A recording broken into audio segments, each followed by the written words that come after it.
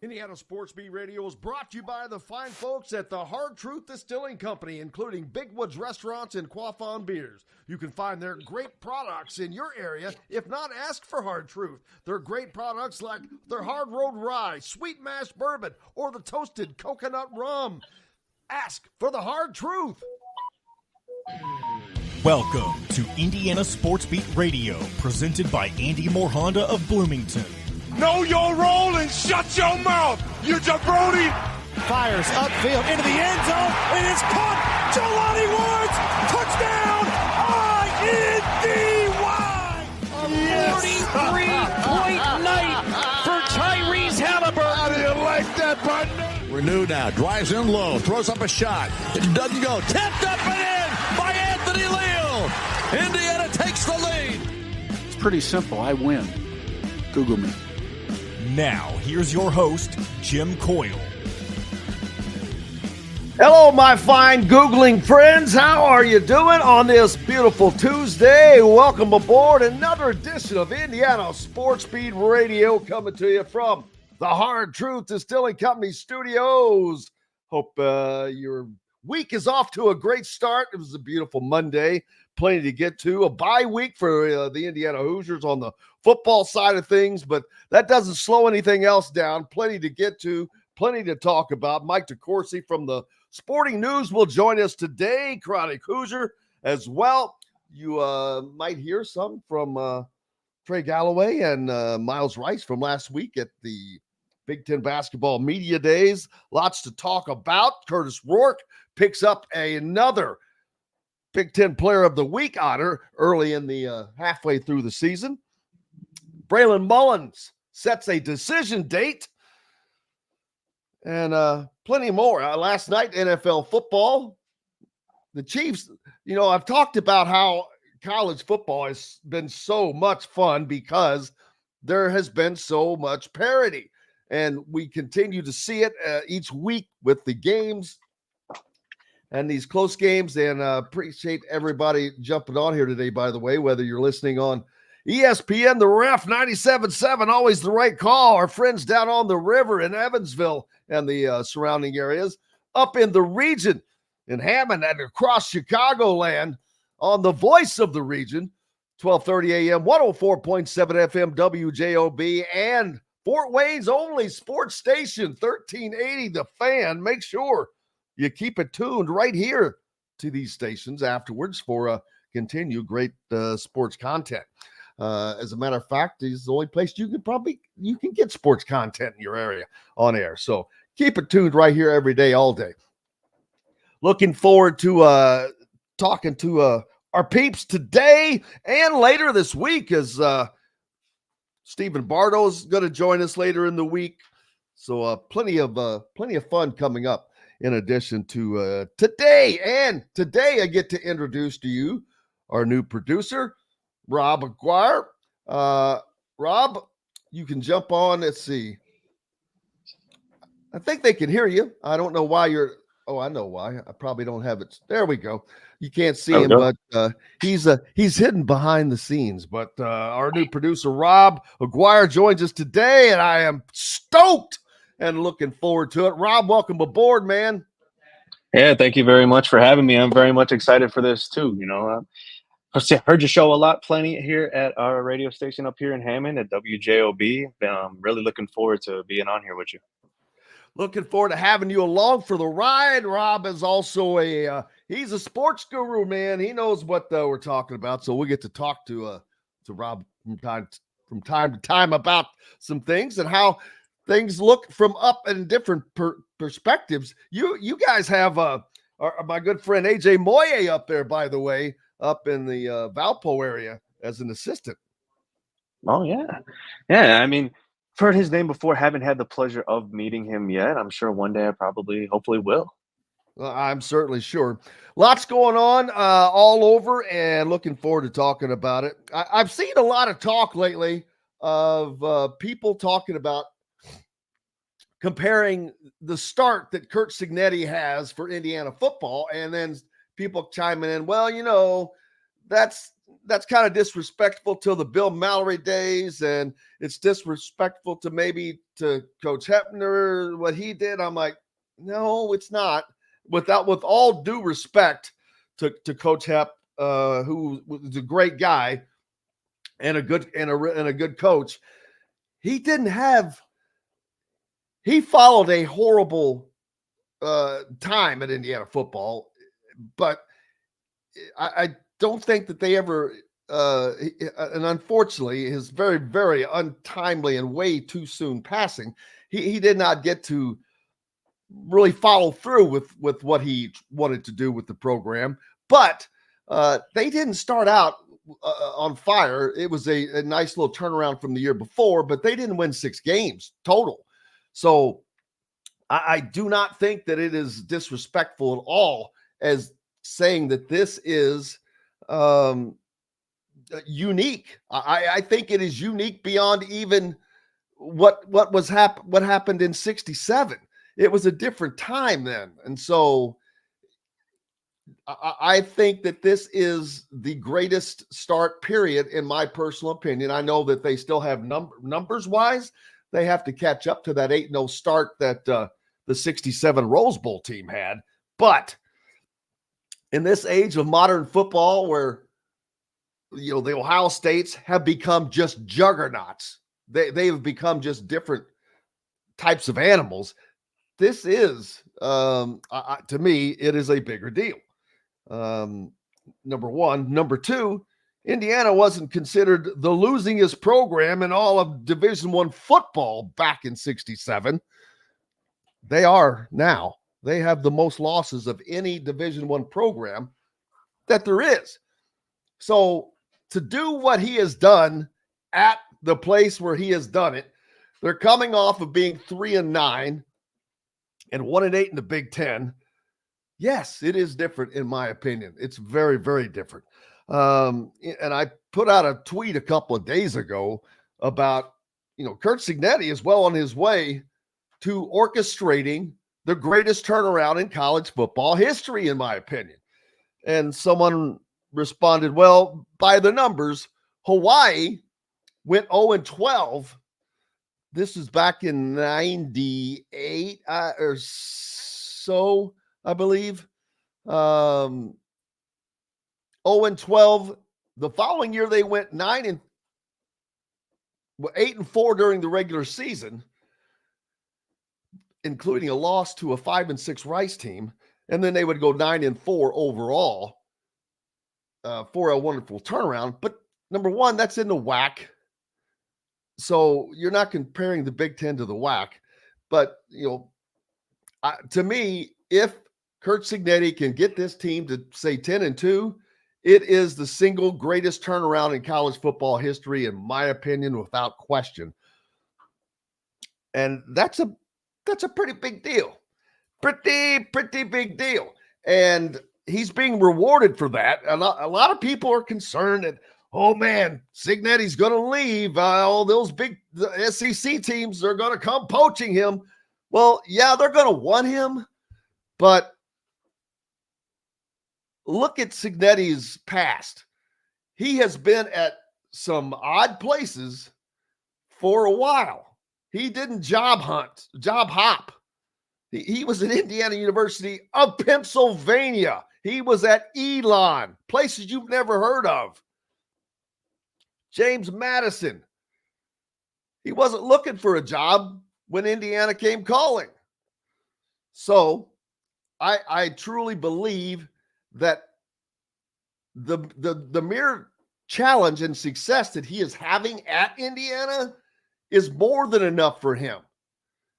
He is doing it at a place it hasn't been done. And he's doing it in the Big Ten where everyone kept saying, oh, you can't do that. You can't do that with those mid-major players.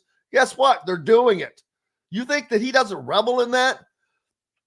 People talk about, whether he's going to go to Florida and Auburn. Think what he could do there. What could he do there that he's not doing right now? Nothing. What? Think about the added pressure at those places that's not here. That's not in Indiana. Doesn't exist. He's creating the environment. So I just don't see it. He's 63 on top of that. He's not going to come in and then just turn around and leave. I think he's a loyal guy to his players. He talks about that himself. He's not going anywhere, people. I don't believe he's going anywhere. As a matter of fact, Zach Osterman, who will join us on Friday from the Indy Star, but he had a piece yesterday how Cignetti's contract has already been extended by a season simply by virtue of qualifying for a bowl game already. He gets a $250,000 raise because of that beginning December 1st. That added year will end up being worth $5.1 million. Now, that does not include if he gets a raise between now and then, which pretty possible and likely if he continues doing the things he's doing now. Let's see. He gets a $500,000 bump for the assistants and staff and the budget to do things. A $200,000 bonus after the season. The assistants also get a 10% raise off of their current salary. If he gets 2 more Big Ten wins, just 2 more on top of the 3 that they currently have, that's another bonus of $200,000 after the season, or $100,000. And then if they finish in the top 6 of the Big Ten, which right now seems very likely, that's an additional $250,000. So it's not like he's not getting paid. He is getting paid, and substantially more than he was getting paid previously. And yeah, is it compared to a $9 million a year salary? No. But who's offering that right now? No one. So I think we're going to do, he's going to do just fine. So I wouldn't worry too much about it. Looking forward to talking to Mike DeCourcy today about all of this and more. The Big Ten right now, where we are. Who's whom? You've got a plethora of Big Ten teams at the top of the AP top 25 that will take care of itself with some games that are coming up scheduled this week. But appreciate everybody hitting us up also on the Andy Moore Honda hotline if you're watching or following along on YouTube. And for those of you that are not subscribed, please subscribe and hit the notifications toggle so you don't miss anything. Keeps us in touch with you. And also, if you're a podcaster instead, if you prefer to listen on podcasts, which we're also available on those platforms, please make sure you leave a 5-star review. It really helps us, and we greatly appreciate it. But we're going to take a break. Get ready for Mike DeCourcy from the Sporting News to come join us. We'll do all of that and more right after this. Indiana Sports Beat Radio is brought to you by the fine folks at the Hard Truth Distilling Company, including Big Woods Restaurants and Quaffon Beers. You can find their great products in your area. If not, ask for Hard Truth. Their great products like their Hard Road Rye, Sweet Mash Bourbon, or the Toasted Coconut Rum. Ask for the Hard Truth. In the market for a new or used vehicle? Well, nobody beats the prices and selection of Andy Moore Honda in Bloomington. Right now, get a brand new Honda with no payments for 90 days. That's right, 2023 and 2024 Honda Pilots, HRVs, CRVs, Honda Ridgelines, payment-free for 90 days. Or get 0.9% APR financing for 36 months on a 2023 Honda Ridgeline. Go to AndyMooreHonda.com and get more to your door.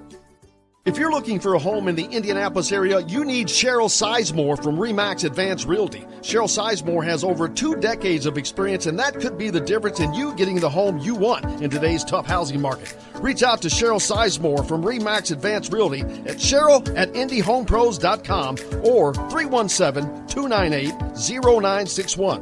Cheryl Sizemore from RE/MAX Advanced Realty. Let Cheryl Sizemore get you in the home you want today. Cheryl@IndyHomePros.com. Looking for someone to cater your next corporate event, family reunion, or tailgate? To some, a garnish may be nothing more than just a decoration put last on a plate. But in Bloomington, catering starts with Garnish Catering. Serving all of Bloomington and surrounding areas, Garnish Catering is waiting to help make your next event one to remember. Planning a great event shouldn't have to be stressful. Whether we quote you just for catering or a total event package, you can trust that you're making the right choice with Garnish Catering. Visit garnishcatering.com. That's garnishcatering.com. Garnish Catering is a proud partner of WOW Food Group. Whether it's a night out with the family, after work with colleagues, or catching the game with friends, Bubba's 33 is the place for you. Bubba's 33 offers a mouth-watering menu of selections that are all made from scratch every day. The portions are big, but the prices are small. And with over 50 big-screen TVs, you'll never miss the big game. Bubba's 33. Pizza, burgers, beer. Country living is just a swing away.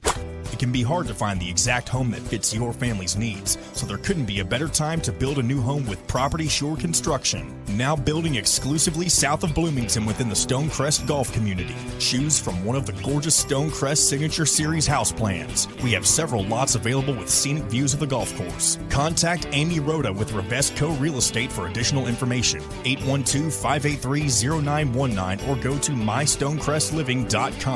That's mystonecrestliving.com for more details.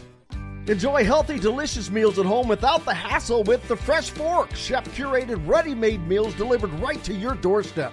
Proudly fueling IU athletes and now available to you with a menu that's always fresh and diverse, from hearty proteins to fresh salads. The Fresh Fork empowers you to make better food choices without compromising. Let the Fresh Fork help transform your lifestyle for a healthier way of living today at thefreshforkonline.com. Use promo code RADIO20 and get $20 off your first order. Welcome back to Indiana Sports Beat Radio, brought to you by Hard Truth Distilling Company and Andy Moore Honda of Bloomington.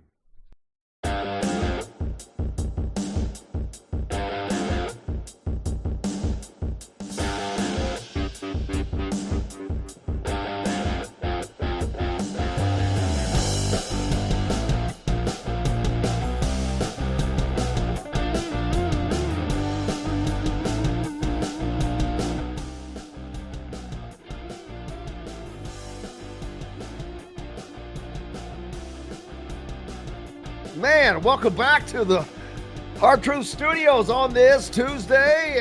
Thank you for the cue, Mike. I didn't realize that I had gotten muted, but I did.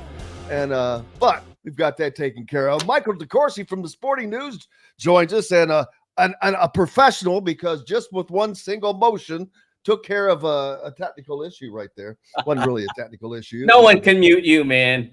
Oh, we can hear you from Pittsburgh. Let's be honest. I hope so. Speaking of Pittsburgh, man, daggone it, the Steelers and the Cowboys, an old-fashioned tussle, though. What a classic throwback.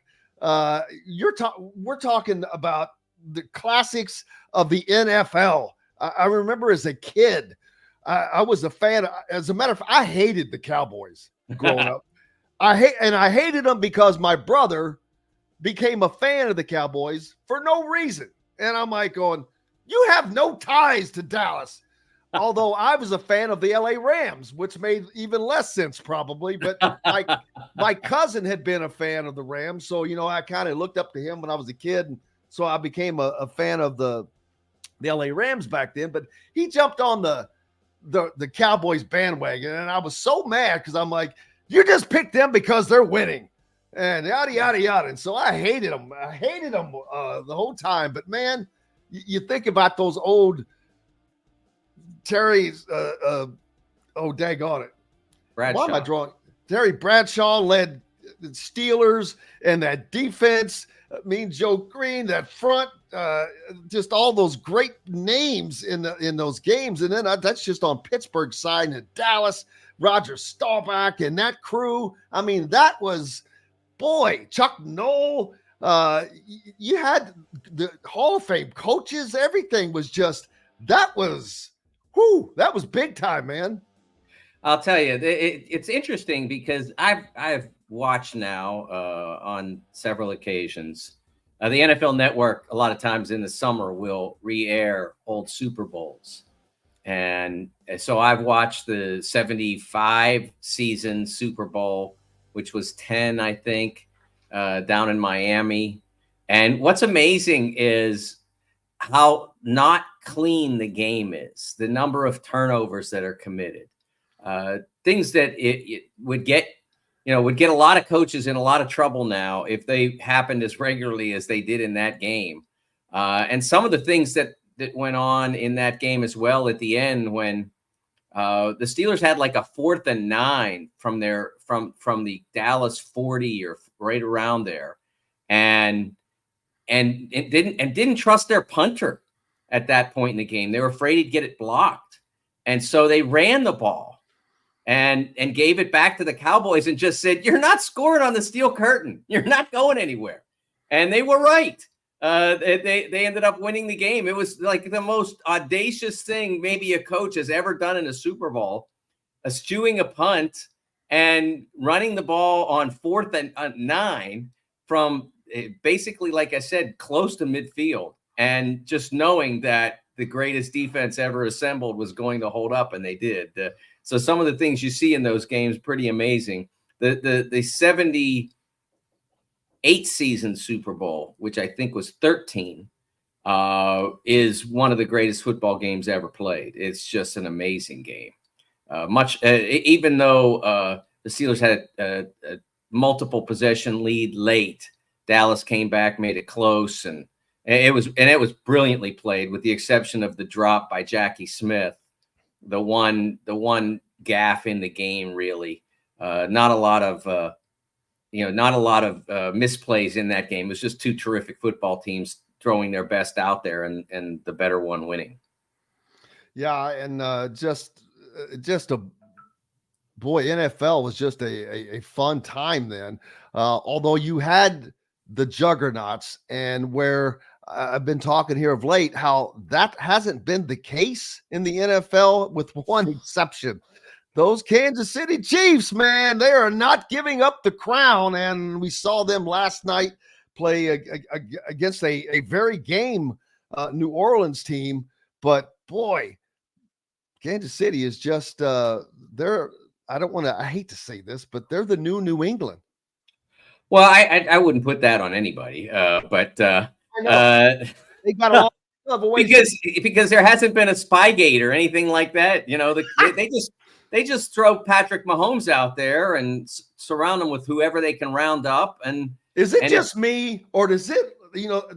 Peyton Manning gets a lot of crap over the size that he has this melon the size of a melon, but I don't know what it is about Patrick Mahomes. It looks like he's wearing a helmet for Bart Simpson. It just seems like it's really tall, and I'm like, why is that? Well, I think that's a concussion protector is what it is. I was thinking it may be a different type of helmet. There are different helmets that are designed to help with concussion protection. There are the ones that are padded. James Daniels from the Steelers is one player that I knew wore one, and he just, unfortunately, his helmet couldn't protect his Achilles, so he's lost for the season. But he was wearing something like that. Now, what Mahomes may be wearing, and what I know Kenny Pickett wore when he was a Steeler, was a enhanced helmet that made it more that hopefully, presumably, was designed to make it less prone to concussions. And I don't know why any player who's out there wouldn't wear one of those, given what's possible. I think that you've got to take every precaution at this point. But I think that he's an amazing player. I wrote after the last Super Bowl that I think he's already, in a lot of ways, he's already past Brady. I mean, he's had a better, whatever it is, first 7 years. It's by far better than Brady, and Brady's were phenomenal. But he's more gifted, and he's winning as much. And I think, and he's having more impact on the winning than Brady did even at that point. Did you see the 360 he did last night in the pocket? Yes.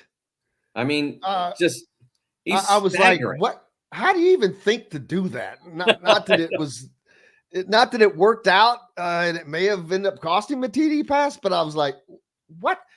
all I could think about is how about the protection he's getting from that offensive line? Man, he could have danced back there, which he basically did. But when he did the 360, I'm like, wait, what? Looks like the Three Stooges out there. But fun stuff going in the NFL. So that is fun. Yesterday, I saw that there's been a lot of chatter with the success of Indiana football.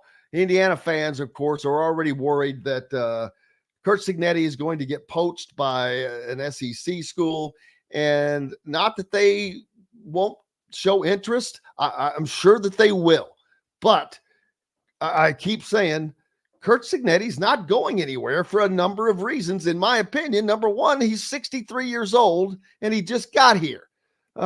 He brought a staff that he didn't just throw together. They've been with him for between 6 and 10 years. They brought their families. They all just moved here. They're not going to pack up and move out in a year. It's not going to happen.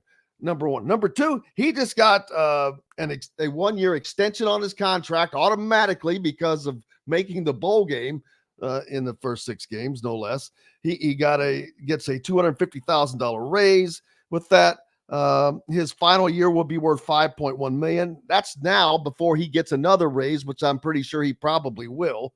A $500,000 bump for the assistants and the staff and the overall budget for football. Another $200,000 bonus after the season. 10% raise for the staff.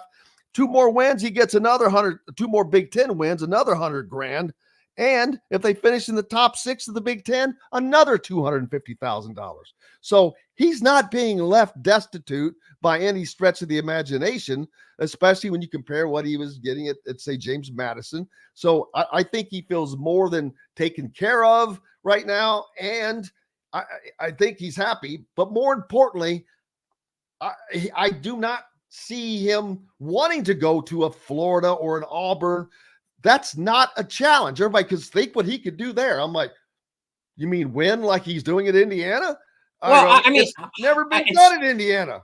I will say that it is a challenge. I mean, Florida's, how many promising coaches have had their careers crash on the rocks at Florida? I mean, it is a challenge.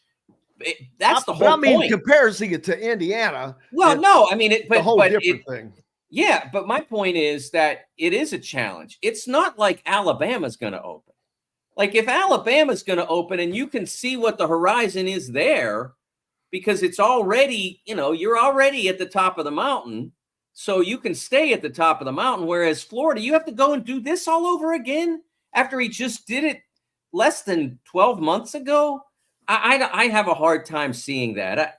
I think the other thing that people have to remember is that, he might go to an SEC school. Like the SEC is a more impactful league than the Big Ten is now. It's not. I mean, there may be better teams in the SEC, although I'm not willing to necessarily see that. I think that a lot of the SEC over time has been, we don't play anybody. One of our teams is really good, and they play, and they, like in Alabama with Saban or whatever, or Georgia, they've been the last couple of years. But it's not like that has extended to the rest of the league. They have had good bowl seasons. They did last year, but the thing about it is when the SEC does well in bowls, they say, we're the best league. When the SEC does poorly in bowls, and they have on many occasions, it's, we really didn't care about that. Yeah. When UCF beat Auburn, remember that? And finished undefeated? We really didn't care that much. Exactly. We didn't care. Exactly. It's always an easy way out. But all you have to say is Vanderbilt ain't that good. But I love where college football is right now, Mike.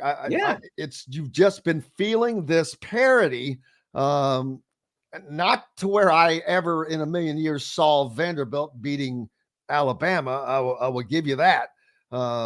That's still a shocker to me, but think how great for college football that alone is. And boy, it's so good that the people, the kids that tore those goalposts down and took them down Broadway, that were never stopped. Vanderbilt couldn't afford to pay for that kind of marketing Right. under no stretch of the imagination. And again, that's great for college football, period, much less for Vanderbilt. I thought that was the coolest, wildest thing. I loved it. Just watching that video, tearing those video goalposts. How the hell they managed to do it, I don't know, because I was watching them go down Broadway and they're up and over police cars that were stationary, and well, they didn't miss a beat. And but just a cool scene. You know, one of the interesting things that I saw after that, in the aftermath of that game, was some writer who's trying to live in 1962 or whatever, try to make that out to be a bad thing, like that it didn't matter. And I'm sorry, but it mattered, because it doesn't have to matter necessarily, because Alabama could go out and win all the rest of their games and then they get in. But that would have been the case a year ago too. It would have been the case quite possibly in 1979 when it was all a poll. You don't know what's going to happen the rest of the year. But here's the thing that Alabama's got on their shoulder now. They lose again to whomever, and they're not necessarily out, but they're like hanging on to the ledge there and hoping that everybody else takes as many L's as they did. So I don't buy that at all. I think that loss definitely imperiled Alabama's season. And we don't know necessarily whether they won't, maybe climb off that ledge, but they're in trouble now. And that's the way it ought to be. It ought to be earned on the field, not in some poll voter's mind. I tweeted out on Sunday, someone in my timeline tweeted one of his pals' top 25 rankings. And I went through it, and I was curious, because we talk about the Hoosiers every Tuesday. And I'm like, wait a second, there's no Hoosiers on here. I mean, what do they have to do? Well, I mean, that it just shows that how ridiculous it is to take a vote, because if you don't have Indiana ranked at this point, you shouldn't, you're not watching, you're not paying attention, or you overlooked it. And whoever was recording the poll, or however they do it. I mean, I used to call mine in on the year that I did it, or the 2 years that I did it, and swore I'd never do it again. But I used to call mine in. And if somebody didn't say, hey, bozo, you don't have Indiana. They're 6-0. Come on, let's go. You got to have Indiana on there. And that's why this circumstance now where, look, I don't know if the Hoosiers are going to make it, but I know they can. And I know that if they accomplish certain things, they're going to have a great chance to do it. And obviously that starts with beating Nebraska on Saturday. That's you're not going to get in without that. You're not going to get in without defeating Michigan later on. But they can do it. I mean, that it's there for them to do. It's there for Pitt. Here, Pitt has Cal coming in on Saturday. I'm going to the game. They can do it. I'm not saying they will, but it's there for them. That's the way it should be, Jim. It should be available to everyone, depending on how they achieve in their season, not based on, well, we had you 48th in the preseason polls, Indiana, so it doesn't matter what you do, you're not making it. Yeah, the good thing the preseason polls and the current polls have little or no bearing on the CFP poll when it comes out well into November. It will come out after Indiana plays Nebraska. So Indiana will be in prime spot if they are 7-0 at that time with a win over Nebraska to be higher than they are in the AP polls, because I do a Big Ten Power Index. I do it much differently than, say, the AP. If you lose, you get shuffled accordingly. You don't move from number 1 to number 7 if you lose to a Vanderbilt. You're going to get dropped below, at least in the Big Ten. You're going to get dropped below everybody who I think is better than you. Michigan is still ranked in the top 25. Well, they're not in front of Indiana in mine. They're not in front of some other Illinois. There are just certain teams that I think have deserved to stay up there. Illinois is another surprise of the Big Ten this year. They're a really good team.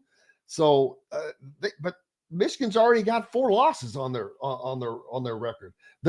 You talk about a team that they're just hanging on for that upper level. I see a couple more losses on the line coming to Michigan this year. As a matter of fact, I think one comes to Indiana, but one to Ohio State. And Ohio State, of all times, is truly the linchpin of the conference this year, Mike, because they are the only, like Indiana does not have to play Penn State or say USC, but they play Ohio State and in Michigan and Nebraska. I mean, it's not they don't have a hard schedule, but Oregon plays Ohio State. Penn State plays Ohio State. Ohio State is going to be the decider of who goes to the Big Ten championship, I think, if they can hang on. Right. You know, they can't get 2 losses. They can't lose to Penn State and Oregon. If that happens, then they're going to get bumped down. So there are multiple teams, in my opinion, in the Big Ten that have a chance to go 11-1 or better. Ohio State, of course, Oregon, Penn State, Indiana are all 4 of those teams, because of how their records are or schedules and whatnot. Those teams all have a shot to be 11-1 or better. And we'll see how that happens. But you get that second loss, man, and that is all it will take to knock you out of probably being into the Big Ten championship. Right. It's fascinating. And I think this is what we've wanted in college football for a long time. And between the transfer portal and NIL and the opening up of the playoff to 12 teams and the automatic qualifiers, which should have happened years ago, with all of those factors aligned, we're seeing the most exciting college football season ever because the games are great, the consequences are significant, and the possibilities are endless. We could see who knows in the playoff come December. We don't know who's going to be there. We have a good idea that Ohio State will find a way there, but there's enough obstacles on their schedule that there's certainly no guarantee. The Buckeyes have to continue to improve or continue to perform anyway, like they have in taking apart Michigan State over the weekend. They're starting to get better and better, but there's no guarantees for anybody. And that's the way it ought to be. And that's the way it is now. And it's one of the reasons why I would be really disappointed if the SEC and the Big Ten chose to divvy up automatic playoff bids beyond the champion. This should never happen. It's not the way we should go with this. Not when you see what's happening and how glorious it is, and how great that is for the sport. And everybody prospers when the games are consequential. And they have there are perils and there are rewards. And if there are no perils, then the reward is never as great. And so I'm hopeful that the SEC and Big Ten will not go in that direction with the next round of playoff discussions. My next question is, how many teams can the Big Ten get in to the college football playoffs? Can they get 4 teams in this year? And I know it's going to be a stretch, but at the same time, now again, this is looking at where we are now. Things are going to change. SEC, there a lot of games coming up. The Big Ten, a lot of games coming up for everyone. But it's SEC, Big Ten, SEC, Miami of Florida, I don't want to say the lone decent team. I'm really not sure how good Clemson is, but so they've got 2 teams that. Oh, wait a second. We just went through this. Pitt's undefeated. Oh, I forgot about Pitt. Where I hadn't gotten to them yet. Where are they? Yeah, they're number 22. And 5-0, by the way. Also getting kind of that same no respect deal. So, but I think that's going to be settled. I'm assuming they play either Miami and Clemson or one of the 2 at least. Do they still have divisions in the ACC? They do not now. That much like the Big Ten and everybody else. Clemson will come to Pitt on November 10th. Pitt also has look, every game for Pitt is dangerous. They're not a great team, but you don't have to be great to stay afloat. You just have to be good on that Saturday. They have the Cal game will be tough for them. They have SMU on the road early November. Virginia is playing very well. They come into Pittsburgh as well as Clemson. They have to go on the road to Louisville. It's going to be really hard for them to be undefeated, but not necessarily that they would be excluded from the playoff if they played well. They have a terrific quarterback who transferred from Alabama, is playing really well, named Eli Holstein, is playing very well for them. And we don't know. And that's my point is we don't know. That's all. I'm not predicting that they'll be there, but they're a candidate, as is Clemson, as is Louisville and SMU and Virginia, because they've all played good football to this stage. And they can all think, we just keep doing it every week, just like the Hoosiers. Every week we go out and we get it done. And look what will be there for us if we do. It's no longer as important to have the opinion of poll voters or even the opinion of the people in the room. That still matters some, a good deal. But you can take care of that by continuing to perform. And in the past, you could continue to perform and you'd have to beat everybody to even get a sniff if you're in Indiana or someone like that. You saw how long it took for Cincinnati to break through in that 2021 season. I mean, they had to. They should have lost to Indiana at home. That was but I mean, they had to. Michael McFadden they had to win every game, and everybody else had to lose multiples. Yep.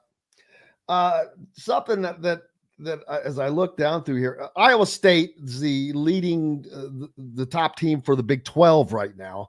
They're at 5-0. Of course, that can change later on. Is BYU? Are they in the Big 12 now? Yes. It's so, they are hard to keep track of. Yes, they are in the Big 12. Yes. Also 5-0. So that's for Indiana fans. That's what reason I'm bringing this up is, I think Indiana, first of all, I don't know all the stinking tiebreakers in the Big Ten now because there's going to be a need for tiebreakers, I think, when they get to the end of the season. So we'll see how that works out. But Oregon and Ohio State, big game coming up between those two. Whew. Absolutely. Saturday night, I believe. That's a really prime game because Oregon has played exceedingly well. And as I mentioned with Ohio State, just manhandling Michigan State on this past Saturday, they've continued to improve. Oregon has a win over Boise State, which has played really well. They've performed. And so it's an interesting game. And it's when people complain about conference expansion and all that, you also have to remember, but you get really cool games like this. They're now conference games, but we couldn't get these teams on the field often in the past. You couldn't get, although Oregon and Ohio State did play a series recently. It was hard to get teams from different parts of the country, who are at or around the same level to play one another because the consequences for the loser were so drastic because there were no automatic bids. Well, now we get those games because they're now league games.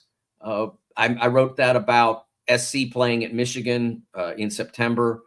We see Texas playing teams in the SEC now that make for brilliant games.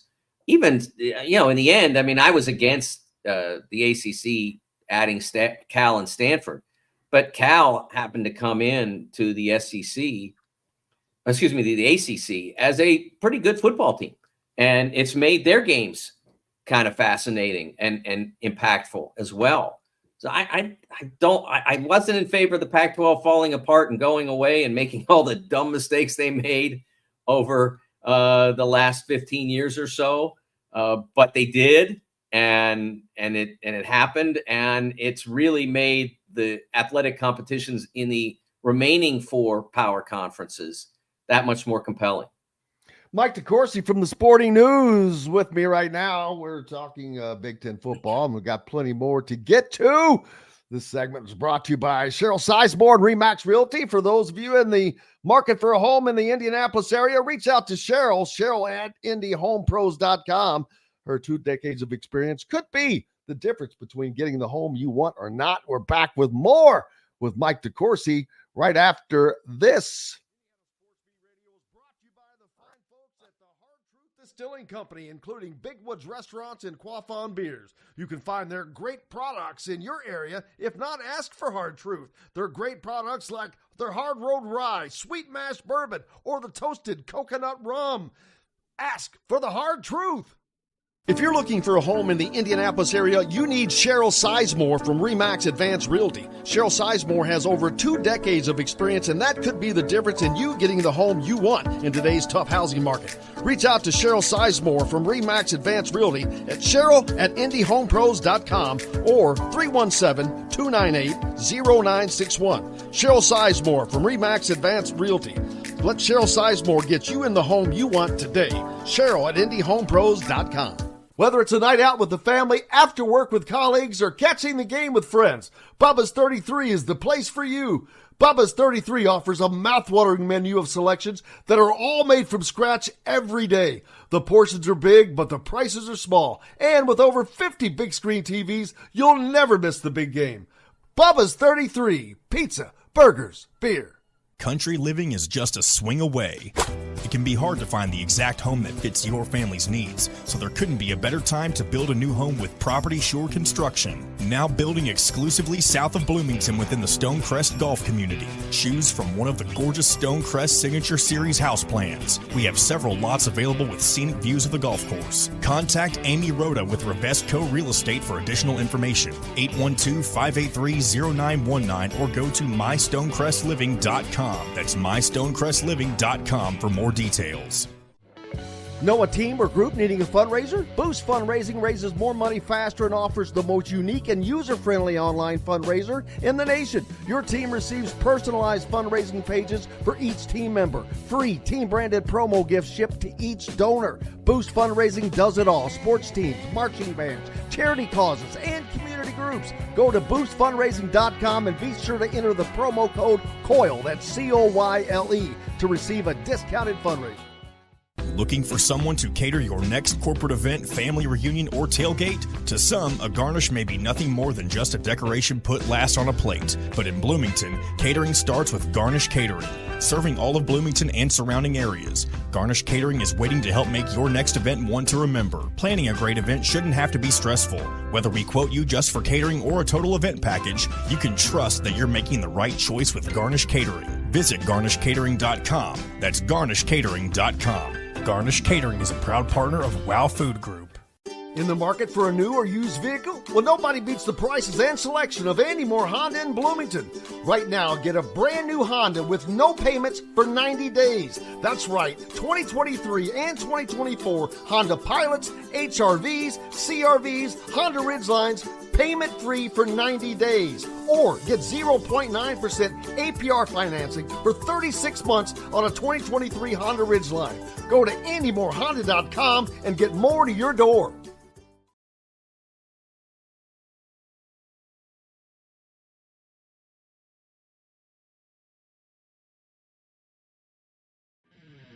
Welcome to Indiana Sports.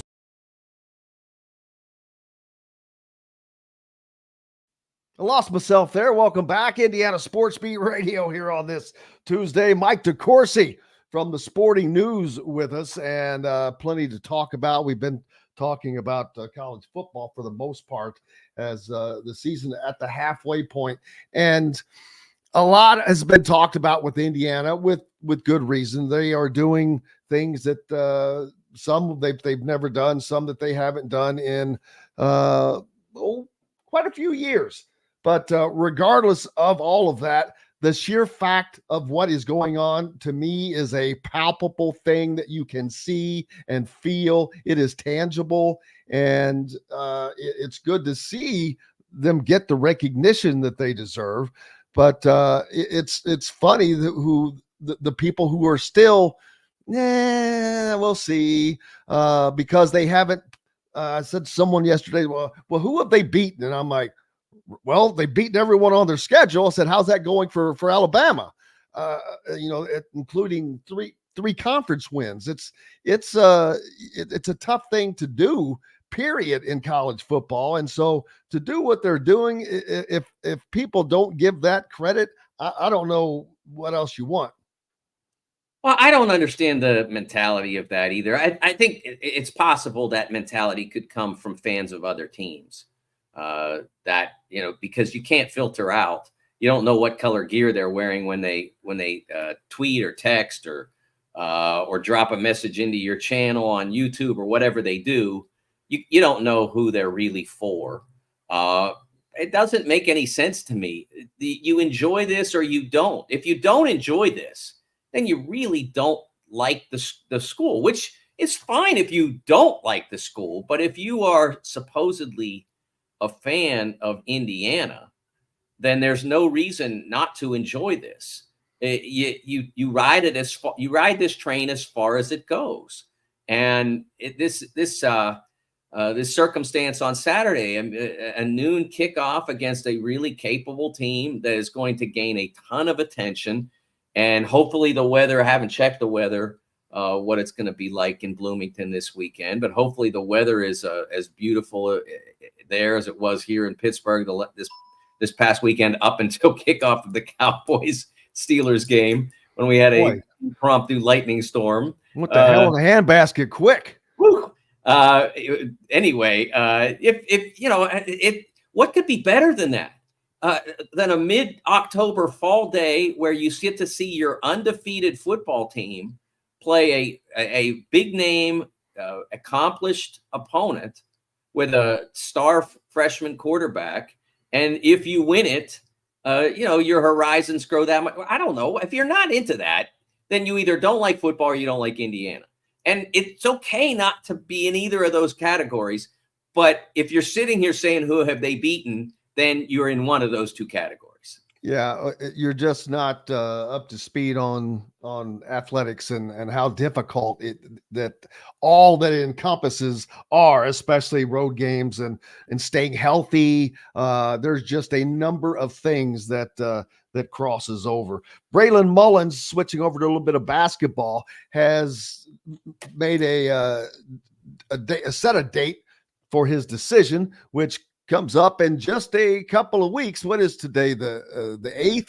So about 2 weeks from now, from tomorrow, he will be letting the folks know whether he's going to North Carolina, which they're the dark horse to me, or UConn or Indiana. Those are the two schools I think that this actually comes down to.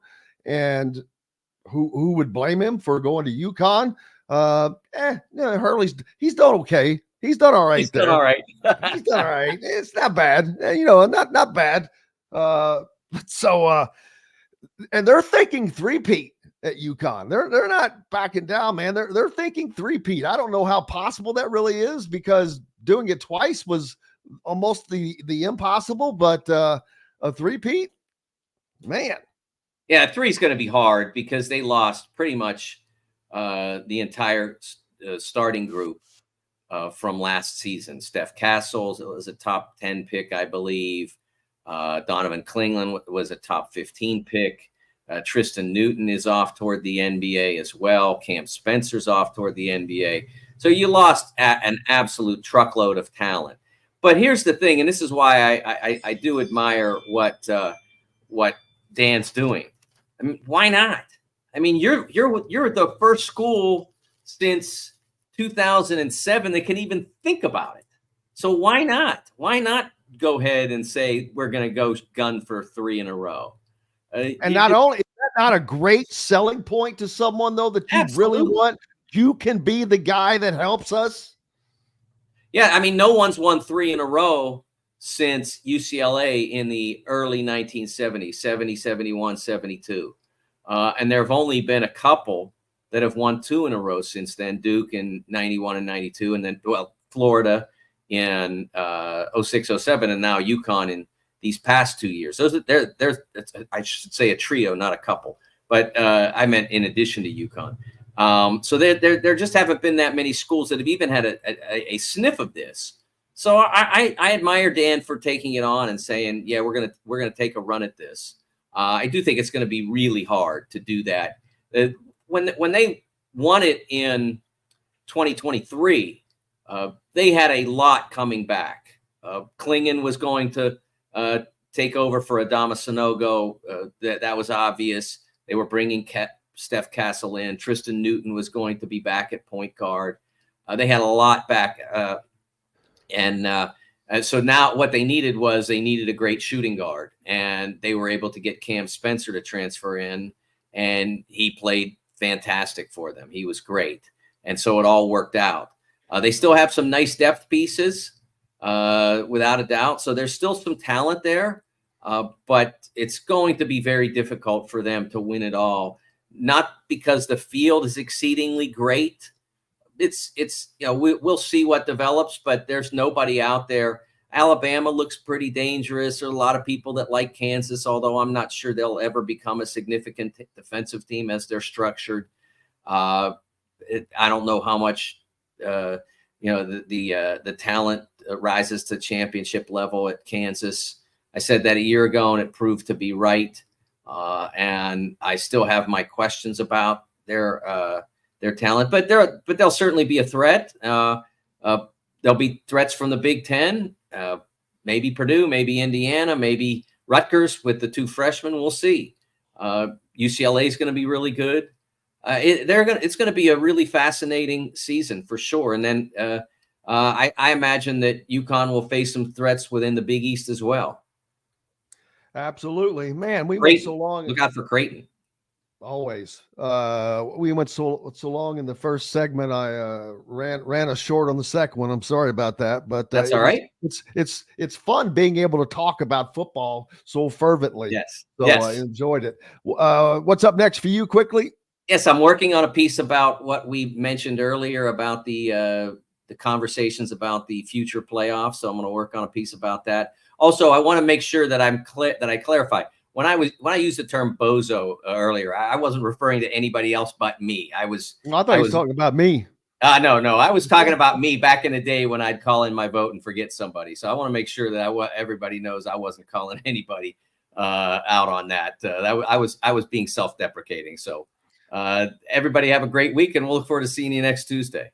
Mike DeCourcy from the Sporting News, kind enough to join us each and every Tuesday. So thankful for it. We've got more coming up. Chronic Hoosier joins us next on the other side of this. Indiana Sports Beat Radio is brought to you by the fine folks at the Hard Truth Distilling Company, including Big Woods Restaurants and Quaffon Beers. You can find their great products in your area. If not, ask for Hard Truth. Their great products like their Hard Road Rye, Sweet Mash Bourbon, or the Toasted Coconut Rum.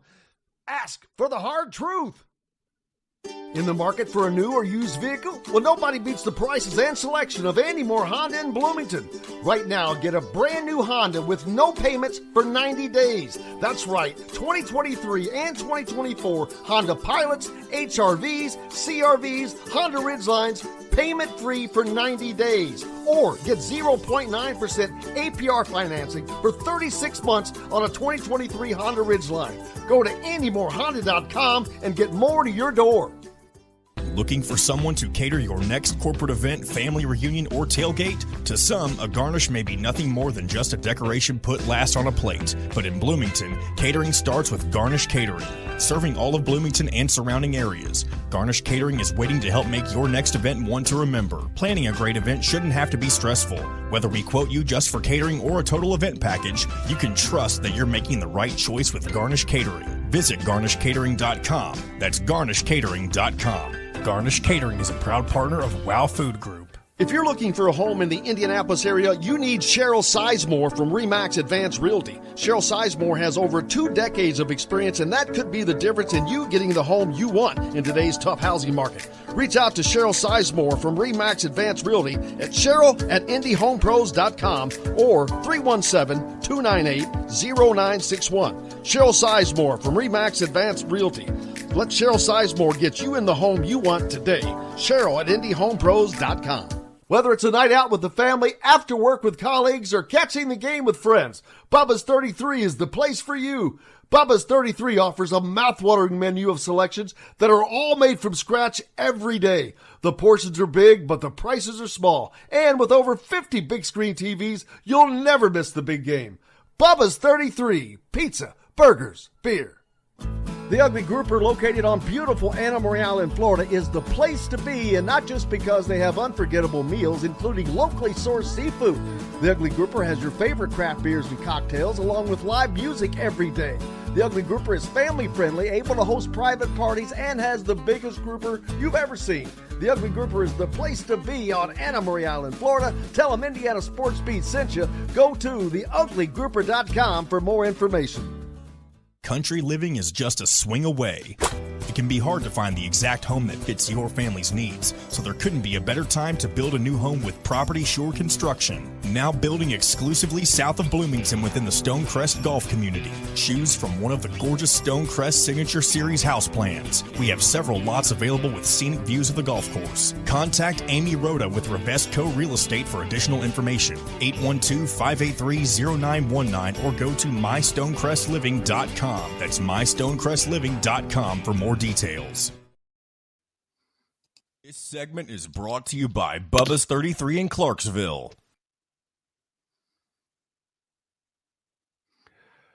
Welcome back to the Hard Truth Studios here on this beautiful Tuesday in the Sports Beat Radio, joined by Chronic Hoosier. Chronic, how's it going, man? Doing awesome, man. Thanks for having me back. Absolutely. Always a pleasure. It has been, I've just been finished up with Mike DeCourcy and talking about a lot of different things. The Big Ten football, of course. Braylon Mullins sets a decision date, which we didn't get to talk a lot about that, but it's coming up in 2 weeks. Very, very important recruit for Indiana. While it's down to North Carolina, Indiana, and Connecticut, I think that this is truly between Connecticut and Indiana, and it's that's a hard decision for a guy to turn down a team that has won the last 2 national championships, or stay home and help your home school try to do that very thing. So I know that's a difficult decision for him, but it is coming up and something that he's going to have to make. Yeah, it's a dream situation, as we've discussed in the past, for the staff, for the recruiting efforts, if they're able to land a guy like Braylon. This is one of those that they put a ton of work in. He's been a high priority target long before he blew up on the national scene and started attracting the attention of the UConns and the UNCs. Maybe a little better chance now than it was a week ago after Darius Adams committed to UConn, occupying the same position on the floor in the same class.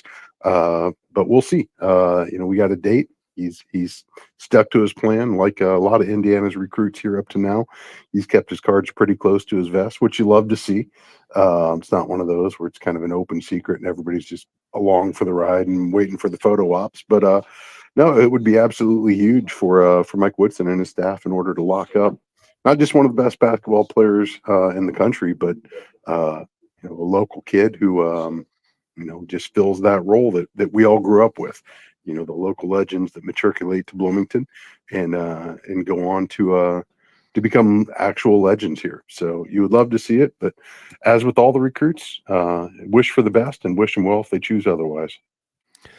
Yeah, if they do not land him, fans are going to view it as a big miss either way. I know that, just because he's an in-state kid who initially seemed really primed for Indiana to land him, and then that always changes, and you can't blame Indiana for that. There are just options out there, people. But they need to get. I think that Indiana needs to get to the point to where they are landing. If there are top guys like this in the state, that you have to land those guys. You have to be able to land those guys. And they did that once with Trent Sicily, a big get, because I know a lot of fans thought he was heading towards Purdue. I wasn't under that impression, but I didn't know which direction he was going to go, to be honest with you. But Indiana, it made a lot more sense, and it became all the more evident why afterwards. But I still think that and I keep seeing people commenting on the Andy Moore Honda hotline about, he's leaning towards UConn. I'm like, I mean, nobody knows where he's leaning. Would you stop? There's no lean right now. There's no knowledge of a lean. So I don't know where he is going to end up, but I just have a feeling that's going to be at Indiana. You certainly hope, but as we've discussed previously, this is about relationships. This is about fit. This is about opportunity. And as I've echoed in the past, this is also one of those things, especially when you're dealing in this upper echelon of the recruits, where these are the guys that want to come and make an immediate impact. They want to come in right out of the gates. They want to start. And folks tend to forget that, they have a chance before they make this decision to get some run with the existing roster, and they have a feel for kind of where they're going to stack on the totem pole. And, the degree of difficulty gets a little bit higher when you already have a highly talented roster that they're going to be joining. There are opportunities where they just don't see the immediate path forward, or at least not on the timetable that they're hoping for. And, that's where the fit comes in, and it just doesn't work. So it's one of those things that's a double-edged sword. When you continuously upgrade the talent of your roster, you also provide more obstacles for incoming guys as far as how they're going to get to the floor later. And you always want to embrace the guys that welcome the challenge, that look forward to having to compete for it. But at the end of the day, this is a very individualized decision with some very specific scenarios involved among all the options. And, only they and their really closest circle have an idea where their head's at this point. It's kind of ironic. Some of the national prognosticators, with Jalen Harrelson, for example, that, radio silence right up until about 5 minutes before the word breaks. Man, I'm one of the coaches that probably got told no, went ahead and spilled the beans and kind of rained on that kid's parade. So this is one of those where it's kind of similar. I don't know that anybody really has a firm grip on which direction this thing's going to go. But you certainly have to appreciate the effort the staff put in. Unlike a lot of the commentary we've heard in the past, I have zero reason to believe that they have not given their absolute fullest attention towards this recruitment, no matter what pictures you saw from the bleachers during any given game. But this is one where you would just love to see it, if nothing else, just for that continuation of Indiana's relationship with the All-Star program here, the Indiana Mr. Basketball winners. You love to see those guys continuously pop and just keep that dream real and tangible for the younger generations. Because at the end of the day, I think we all have, one or two of those guys that we watch coming up when we were young, make it through the state and find their way to Bloomington. And I'm always in favor of the best talent available, the best fit available. But there's certainly a little asterisk when they got a hometown Hoosier next to their name. That's for sure. It certainly helps without question. And Hoosier hysteria. Let's see. We're less than 2 weeks away, of course. It will be a week from this coming Friday, which is the night before the Nebraska game, which could turn the athletics area over there between Memorial Stadium and the Simon Scott Assembly Hall into just a party zone for 48 hours, man. It could be a little crazy, and I expect it to be the hoppingest that it has ever been for those two events. Yeah, this is a homecoming with stakes the likes of which I don't know that I've seen in my lifetime, quite honestly. Typically by now Indiana is starting to fall down the table of the Big Ten leaders. So when they're sitting up top right now with a chance to go 7-0, with a lot of enthusiasm around the basketball program heading into the season, love the staggered schedule where you get to do a Friday, Saturday thing. It just sets up to be really a dream scenario for the athletic department. Weather right now is just absolutely gorgeous if this can continue. Leaves are starting to peak. It's just one of those. This is the events that the staff kind of dreams of as they're planning the schedule out well in advance. So it's come to fruition this year. And, hysteria is going to be I'm curious to see what it looks like. Unfortunately, I won't be able to join. I'll be in Florida starting this weekend, and we don't come back till the week after Sunday, so I'm going to miss both of those. Breaking news, Chronic. What you got? hurricane is hitting Florida, FYI, just in case you didn't know that, which I know you did. That's been the thing about this season, man, is we have been eyeballing the Atlantic and the Gulf for the better part of three weeks right now, and just troubling signs all over. Looks like Milton's going to be well south of we're going to be back on Cape San Blas again, down on the Redneck, a little east of the Redneck Riviera, down on the Forgotten Coast. But Helene just grazed the area a couple weeks ago now, with devastating consequences. And fully cognizant, the reason we found Cape San Blas is because it was a near landfall from Hurricane Michael back in 2018. The Cape's 20-mile sandbar, and it broke it into 3 different pieces, just punched right through it, and flattened everything for the most part. But it's all been completely rebuilt or totally renovated since then. And it provided to be an idyllic pandemic vacation because it's really remote and not super touristy. But we've fallen in love with the place. We love going down there, and your heart just aches for all those that are in the path of Milton, those that are still trying to pick up the pieces from Helene and all the rest. Because when first time down there in 2020, it was eerily reminiscent of heading into New Orleans a year after Katrina. Just miles and miles and miles of absolute devastation, where there's really nothing left standing, and if it is, it's in a 45-degree bend because it's it got blown to the limits of its structure. So this is kind of one of those bittersweet ones. We are very much looking forward to a break and a little vacation and some sunshine, but also recognizing not too far down the road, there's a lot of folks dealing with some pretty catastrophic events right now. So prayers go out to all of them. And for the love of God, anybody that's in the affected evacuation zone, take heed, get on the road now, gas up where you can, because reports are showing there's not a lot of fuel availability as everybody's trying to flee the area in anticipation of what could be a devastating hurricane on the Gulf Coast. Yeah, think about our friends down at the Ugly Grouper on Anna Maria Island, Florida. They are, I think that they might be right in the bullseye. I haven't seen an update today on whether or not the one I'm looking at right now is not giving me a live look at the weather. So I don't know. Is it still? I think last I heard it was heading towards Tampa, but it had a wide swath of where it could land. And I've got good friends in the Cape Coral area, which is south of there, across from Fort Myers. So, but man, somebody's going to get it either way. Yeah, it's this is just one of those where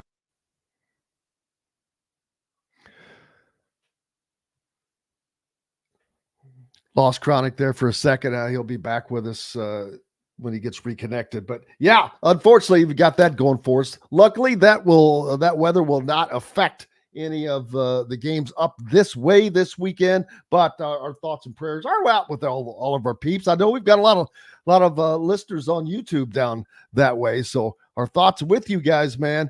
Take heed. Don't be one of those. Don't be the guy that sat at the bottom of Mount Hood.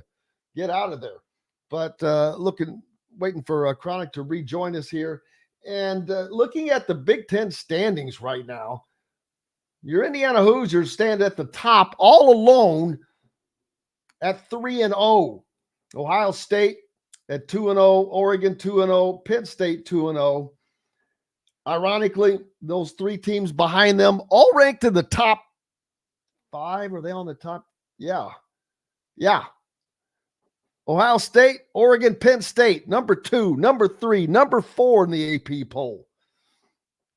Michigan still hanging in there at number 24 with 2 losses. I think they're the only 2-loss team that is in the top 25.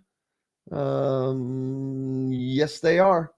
So why they are in the top 25 still is beyond me. If that was anybody else, it wouldn't be. And then Texas A&M, a nice win over Missouri, but I took that win. I took that this past weekend. I wasn't shocked. They were at Texas A&M, but they vault 10 spots in the AP poll. Explain that to me. It was Missouri they beat. It wasn't Ohio State. It wasn't Georgia. It wasn't a top team. So explain that to me. But then when a team like Alabama loses to a team like Vanderbilt, they only drop 6 spots. I don't get that. If you're a great team, they don't penalize you hardly for losing, but they sure like to reward you. So that's why, and if you wonder why Indiana didn't move up more in the top 25 this week, that's because Kansas State was behind them. They moved up 2 spots. Oklahoma was already in front of them. They moved up a spot. Boise State moved up 4 spots. Utah moved up 2 spots. These are all teams that are ranked ahead of Indiana. Texas A&M moved up 10. BYU at 14 moved up 3. LSU at 13 stayed the same. Iowa State at 11, they had moved up 5. Notre Dame moved up 3 to number 11. Clemson is at 10. They moved up 5 from number 15. Ole Miss moved back up 3 spots after losing at home to Kentucky. Ole Miss is still ranked number in the top 10. Yeah, that doesn't make sense to me. I promise you, if Indiana loses, they're going to just kick them out. Unless they lose.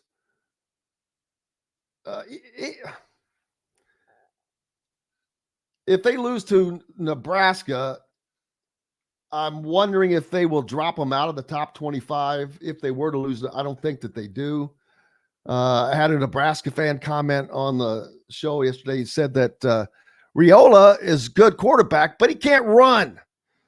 So Indiana's going to have to shore up their secondary defense, as we've seen it get stretched the last couple of games, as Jack Edwards Jr. for Maryland put some pressure in the second half on Indiana, but they bent but didn't break.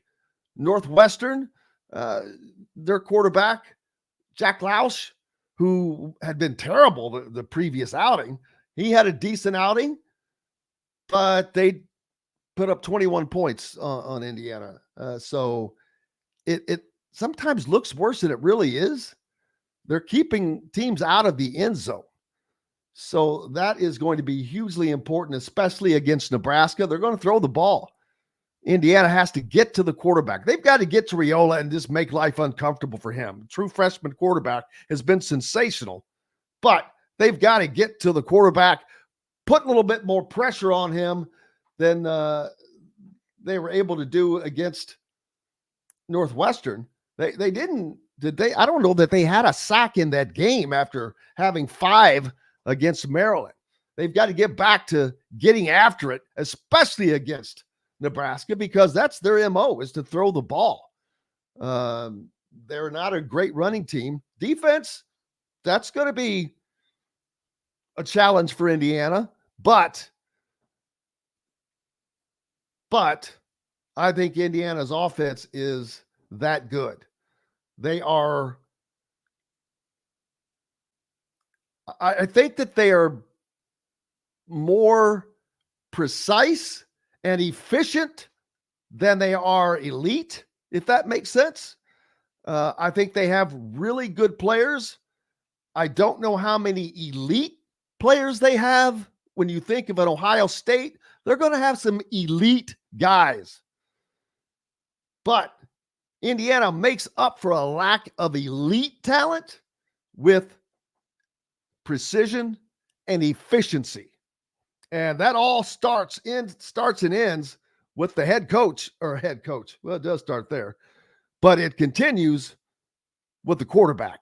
And Curtis Rourke has been unflappable, if anything. It's not that he's been completely mistake-free. He had one bad game against Maryland, which was kind of weird. Indiana has had 0 turnovers in 5 of their 6 games. Of course, they had 4 in one game, uncharacteristically. But if they can continue to not turn the ball over, that is also a gigantic key.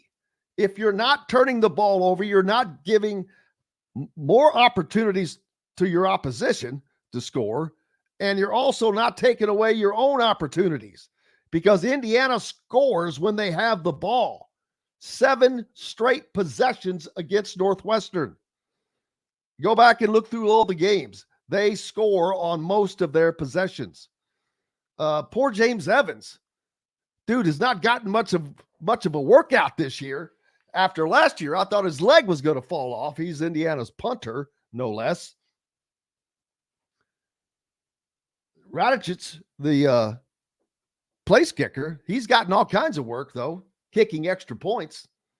So good for him. Fred says he does not think any team wants to come to Bloomington to play this year. The one thing, though, is Indiana has not been a hard place to play yet. It has to become a hard place to play, and that's up to the fans.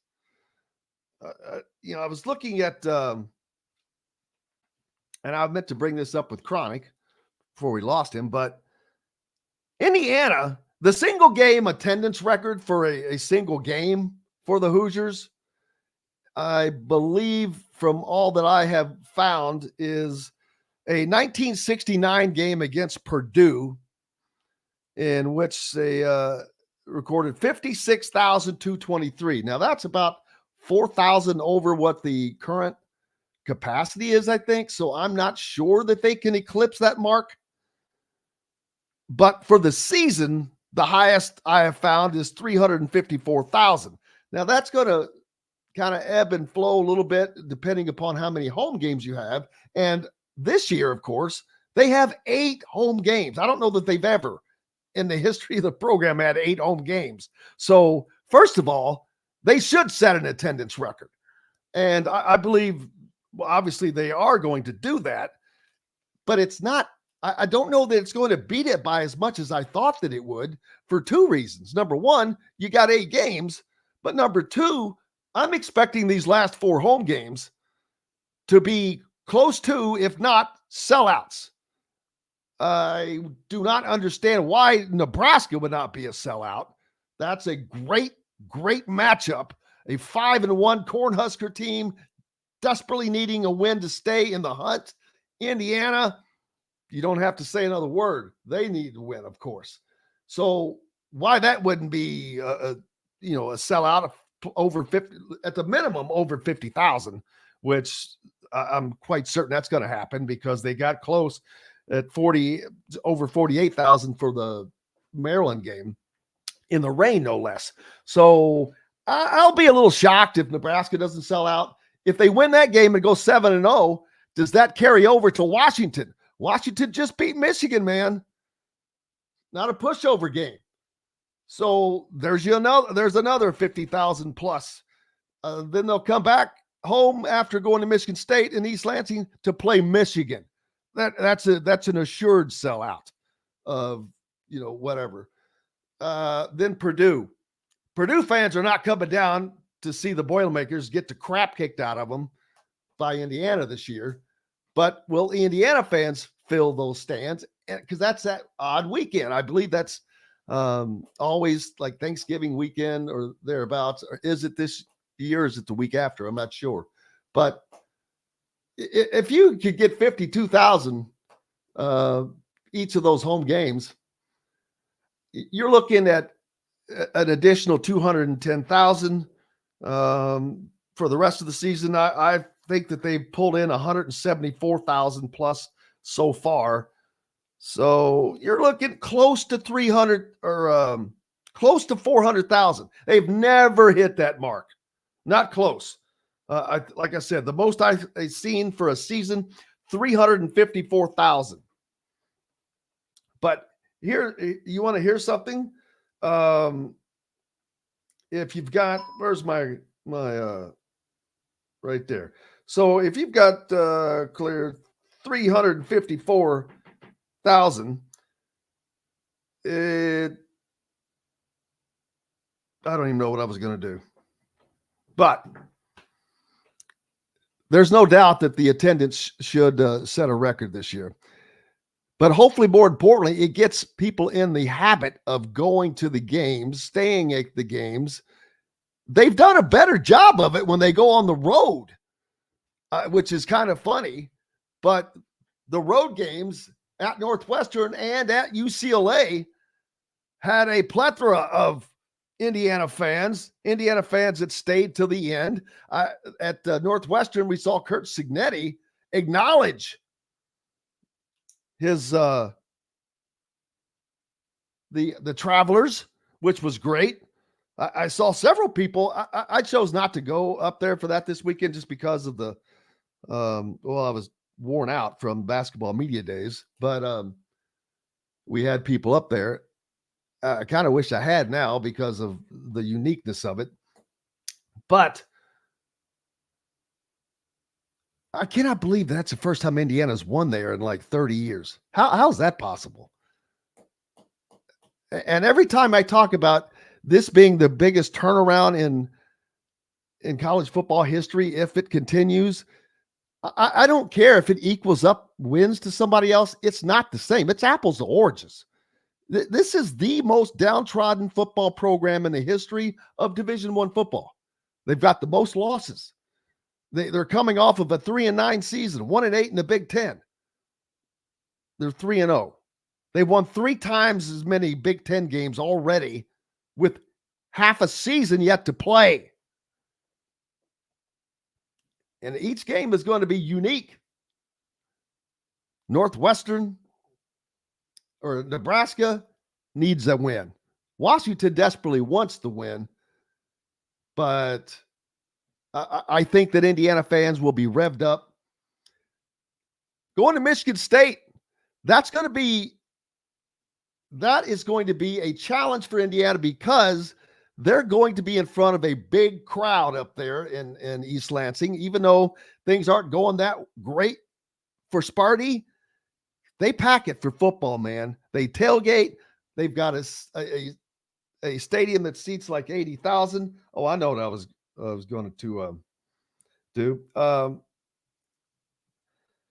Let's see. So Indiana's all-time season record right now for attendance is right at 354,800, about 355,000. That is right about 3 home games for Michigan.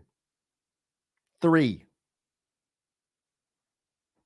That's when we're talking making money, when we're talking noise, we're talking about difficult places to play. That's what makes the difference. It makes a gigantic difference. And your home has to be formidable for your opponent. And Indiana's trying to do that, moving the students down to the one end, or some of them down to the one end. Probably not as many as as needs to be, but that is definitely how it needs to be. And you're right, Fred. That is the hard truth from our good friends at the Hard Truth Distilling Company. But if you're an Indiana fan, and again, this is not my job to push for people to do this. It just feels like something that I want to do this year because it has been such a fun thing to see. You know, I grew up seeing it in basketball. Who didn't? It was always there. And it's easier to do in basketball. And I brought this up. It's not pressure is not the right word, but how many people are paying attention to how well Indiana basketball does this year as compared to IU football, especially being that IU football is in year 1 of a new regime, IU basketball in year 4, and comparing football to basketball, also apples to oranges. You can overturn a basketball program in a single season. Is it Kansas State a few years ago, I believe, that went from 2-22 to the NCAA playoffs, NCAA tournament? Yeah. We've got to take a break. We've got lots more coming up here on Indiana Sports Beat Radio. we've got to hear for some from some interviews that we did up at Big Ten Basketball Media Days and more. We'll talk to Rob as well. Got plenty to come here. I'm glad you're with us. Thinking about our peeps down at the Ugly Grouper on Anna Maria Island, Florida again. And everybody, if you're one of our listeners that live in Florida, we're thinking about you. Take shelter. You don't need me to tell you that. Hell, if you're listening to us, I hope you're doing it on the road. But we've got lots more coming up, and we'll be back with it right after this break. This segment is brought to you by Bubba's 33 in Clarksville. Find folks at the Hard Truth Distilling Company, including Big Woods Restaurants and Quaffon Beers. You can find their great products in your area. If not, ask for Hard Truth. Their great products like their Hard Road Rye, Sweet Mash Bourbon, or the Toasted Coconut Rum. Ask for the Hard Truth. In the market for a new or used vehicle? Well, nobody beats the prices and selection of Andy Moore Honda in Bloomington. Right now, get a brand new Honda with no payments for 90 days. That's right, 2023 and 2024 Honda Pilots, HRVs, CRVs, Honda Ridgelines, payment free for 90 days. Or get 0.9% APR financing for 36 months on a 2023 Honda Ridgeline. Go to AndyMooreHonda.com and get more to your door.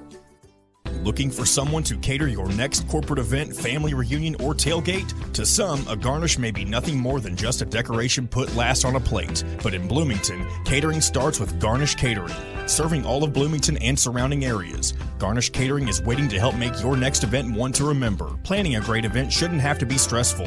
Whether we quote you just for catering or a total event package, you can trust that you're making the right choice with Garnish Catering. Visit garnishcatering.com. That's garnishcatering.com. Garnish Catering is a proud partner of WOW Food Group. If you're looking for a home in the Indianapolis area, you need Cheryl Sizemore from RE/MAX Advanced Realty. Cheryl Sizemore has over 2 decades of experience, and that could be the difference in you getting the home you want in today's tough housing market. Reach out to Cheryl Sizemore from RE/MAX Advanced Realty at cheryl@indyhomepros.com or 317-298-0961. Cheryl Sizemore from RE/MAX Advanced Realty. Let Cheryl Sizemore get you in the home you want today. Cheryl@indyhomepros.com. Whether it's a night out with the family, after work with colleagues, or catching the game with friends, Bubba's 33 is the place for you. Bubba's 33 offers a mouthwatering menu of selections that are all made from scratch every day. The portions are big, but the prices are small. And with over 50 big screen TVs, you'll never miss the big game. Bubba's 33, pizza, burgers, beer. The Ugly Grouper, located on beautiful Anna Maria Island, Florida, is the place to be, and not just because they have unforgettable meals, including locally sourced seafood. The Ugly Grouper has your favorite craft beers and cocktails, along with live music every day. The Ugly Grouper is family-friendly, able to host private parties, and has the biggest grouper you've ever seen. The Ugly Grouper is the place to be on Anna Maria Island, Florida. Tell them Indiana Sports Beat sent you. Go to theuglygrouper.com for more information. Country living is just a swing away. It can be hard to find the exact home that fits your family's needs, so there couldn't be a better time to build a new home with Property Shore Construction. Now building exclusively south of Bloomington within the Stonecrest Golf community. Choose from one of the gorgeous Stonecrest Signature Series house plans. We have several lots available with scenic views of the golf course. Contact Amy Rhoda with Ravesco Real Estate for additional information. 812-583-0919 or go to mystonecrestliving.com. That's mystonecrestliving.com for more details. This segment is brought to you by Freethink Apparel. Welcome back to Indiana Sports Beat Radio, brought to you by Hard Truth Distilling Company and Andy Moore Honda Bloomington.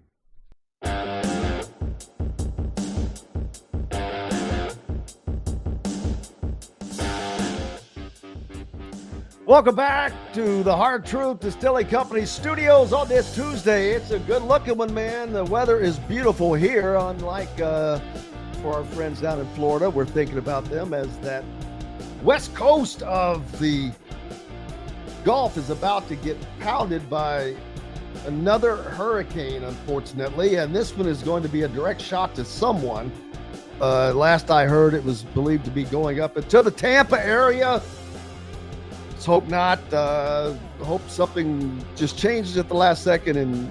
But I do think it's supposed to go down a little bit. So hopefully it continues to lower itself in its intensity and all of that. But looking forward to this weekend. Don't forget to go to ESPN and get your pick'ems in. I didn't do very well last week, man. And picking winners is a lot easier than picking against the spread. I guess you have noticed. But last week was not great for me.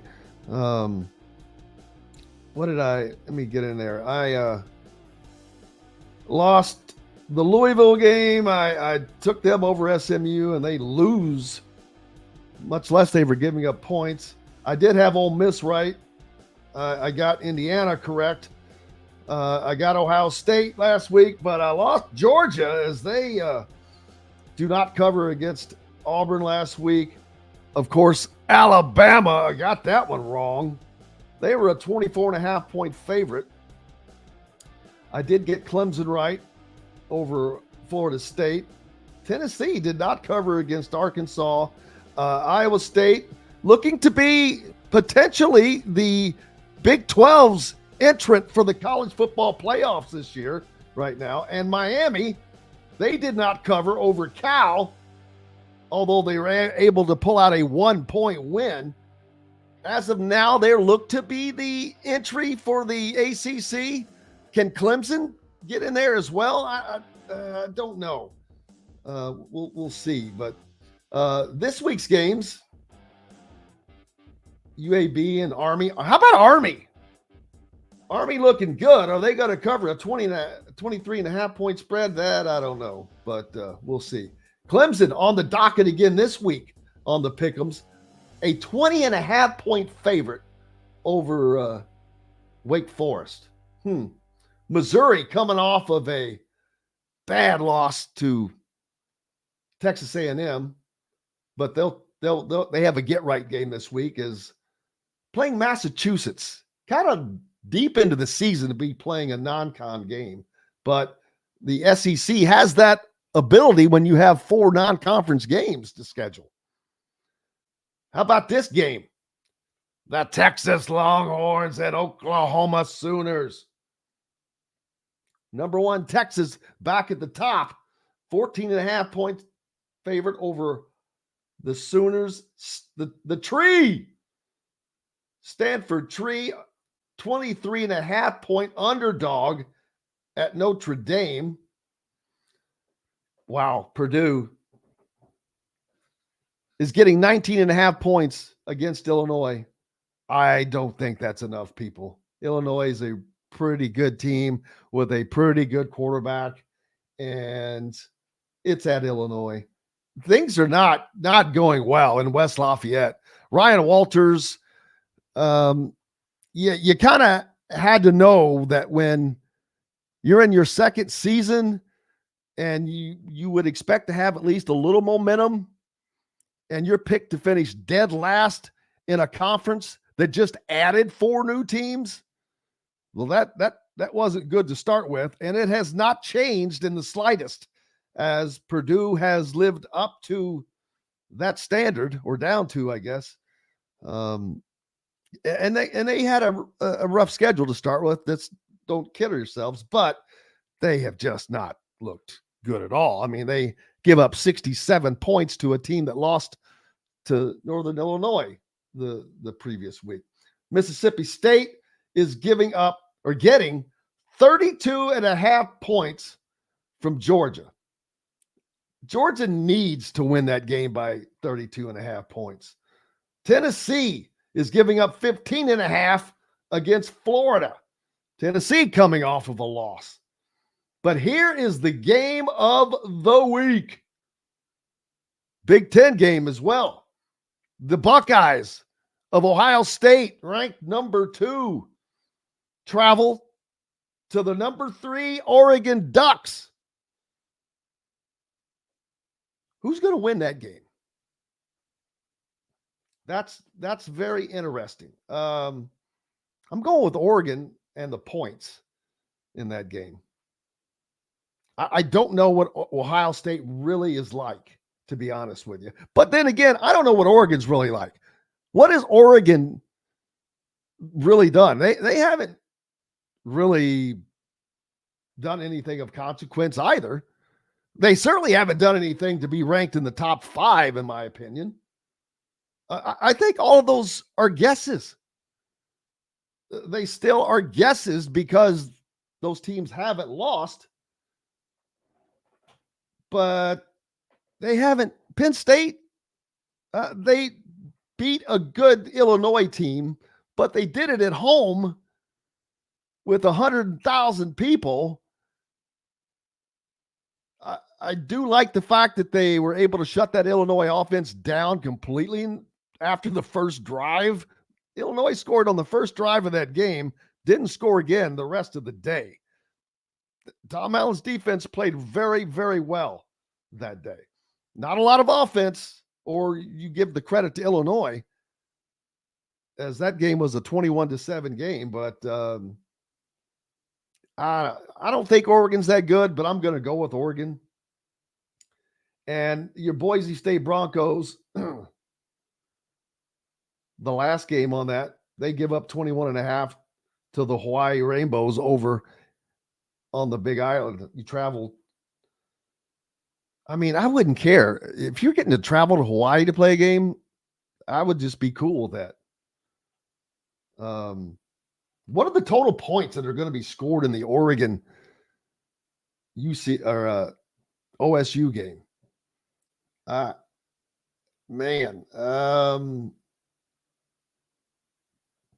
think that both get into the 20s, but I don't think it gets a lot higher than that.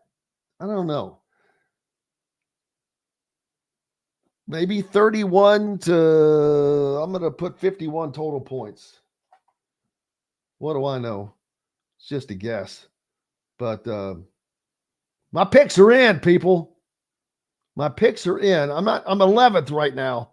So you don't have much to worry about with me. Plenty of other things coming up this weekend. And what are some of the other big games that are happening this weekend?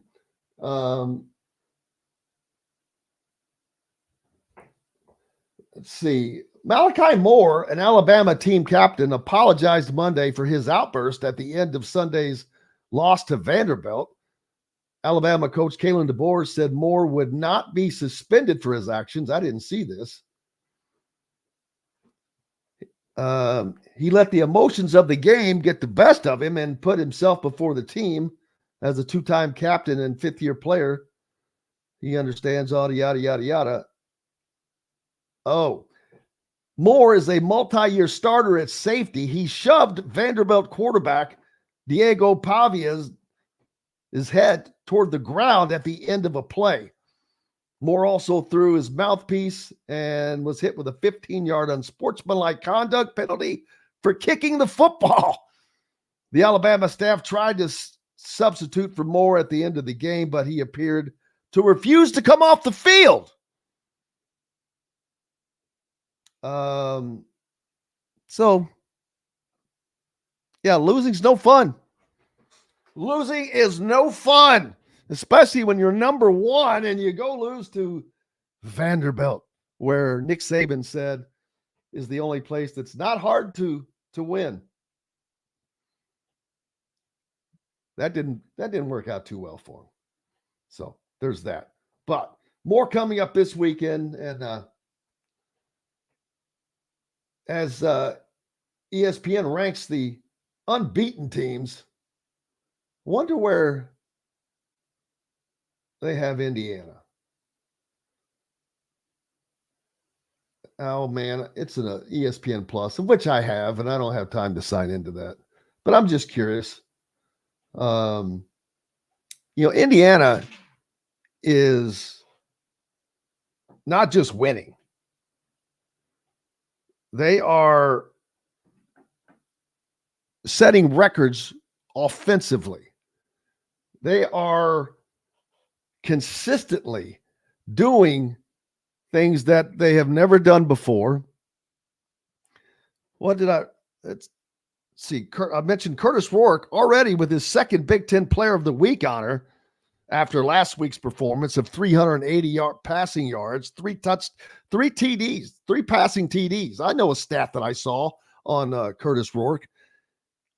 He is the first Indiana quarterback to have 3 touchdown passes in 3 Big Ten games since 1967. Well, guess how many Big Ten games he's played so far this year? That's right, 3. He's got 6 left. He has 6 left to break that record. And as much as they score, as efficient as this offense is, and as much as they use the passing game, I am going to be shocked if he doesn't do that against Purdue, against Michigan State, against 3 more times. I think he gets it 3 more times. I mean, partly that's a product of Indiana's offense under Kurt Cignetti and Tino Sunsri and Shanahan. But it's also because of Curtis Rourke and his efficiency. He just hits the passes. I mean, some of his throws have been really, really good. And think about what he's done for himself in regards to NFL scouts. I promise you, nobody was thinking about Curtis Rourke at Ohio. But how many times do you see a quarterback ends up coming from a program like that? Doesn't mean that they don't have great quarterbacks. They do. A lot of times they don't get the opportunities. A lot of times they're not getting the same coaching. But Curtis Rourke he's reminding me of Nate Sudfeld. Just a solid player, game in, game out. And he's only halfway through the season. I think that he is going to continue to roll because he is what he is, and this offense is what it is.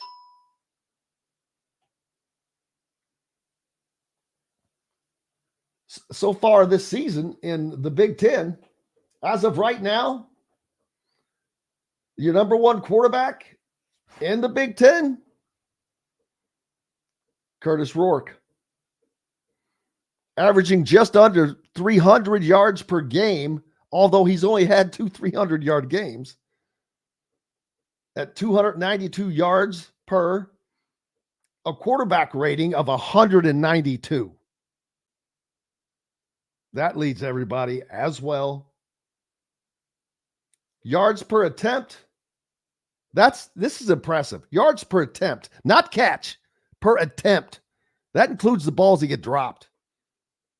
Double digits. He's one of only 2 quarterbacks in the league that is averaging double digits on his throws per attempt, but he's at 10.9 versus 10.7 for Drew Allar at Penn State.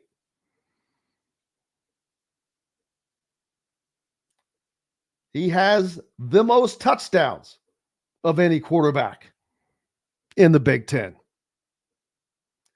He has the most yards of any quarterback in the Big Ten at 1,752. His completion percentage is second. Yes, he is second in completion percentage behind Dylan Gabriel, which that's kind of impressive because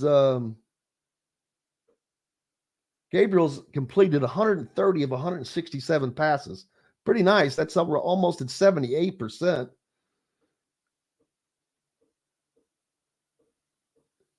Believe it or not, Curtis Rourke has not thrown quite as many passes, 160, but he's hit 118 of those. And Dylan Gabriel's done that in 5 games. But right now, Curtis Rourke is looking like your Big Ten MVP. There's just no question in my mind when you look at that. When you're the top quarterback in the Big Ten and you're leading in multiple categories, yeah. Most yards, most touchdowns, only 2 interceptions. Dylan Gabriel's thrown 3. Will Rogers of Washington only thrown 1 pick this year. Speaking of a team Indiana will play in the future, they've already dealt with Billy Edwards Jr. He's the 4th-rated quarterback. Dylan Raiola, who will be coming up next, he's thrown for 9 touchdowns and 4 interceptions, averaging 8 yards an attempt and just 226 yards per game. So Indiana with a distinct advantage at quarterback over Nebraska. Looking down, Ohio State's quarterback, Will Howard,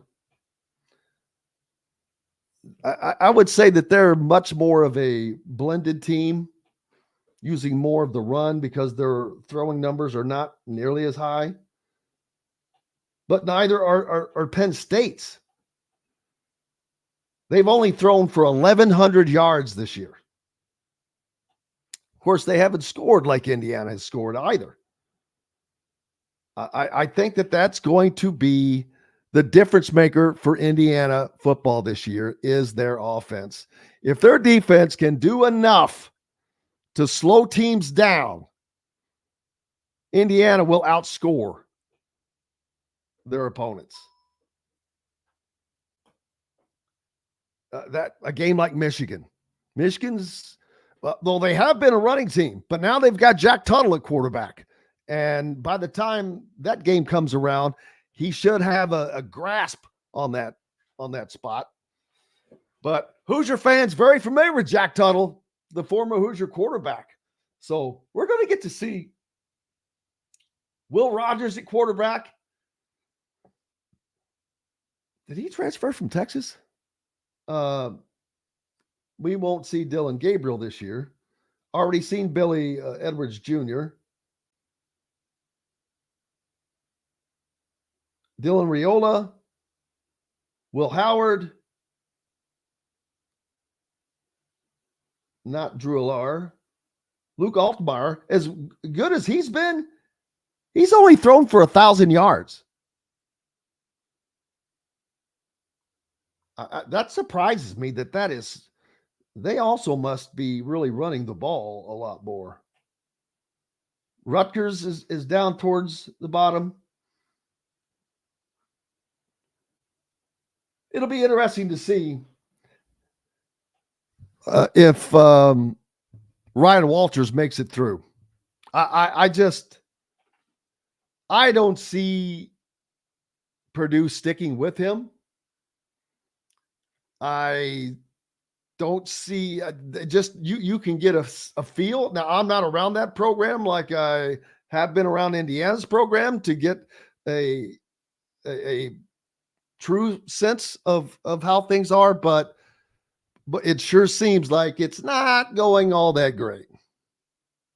But it's been a fun day, man, and we cannot thank you enough for joining us. Big thanks to Mike DeCourcy, to Chronic Hoosier. Most importantly, thanks to each and every one of you guys. We'll be back tomorrow to do this again, of course, with our normal lineup. Dylan Sin, Kyle Nedrip, and Rick Bozich. Until then, I'm Jim Coyle. Have yourselves a great day. Go out and have fun. And I will see you on the radio. Indiana Sports Beat Radio is brought to you by the fine folks at the Hard Truth Distilling Company, including Big Woods Restaurants and Quaffon Beers. You can find their great products in your area. If not, ask for Hard Truth. Their great products like their Hard Road Rye, Sweet Mash Bourbon, or the Toasted Coconut Rum. Ask for the Hard Truth. Thanks for listening to Indiana Sports Beat Radio. Be sure to subscribe to our YouTube page for more clips and team coverage of Indiana basketball, football, and more. You can also find full episodes and tons of other content on thehoosier.com. We'll see you next time for another edition of Indiana Sports Beat Radio.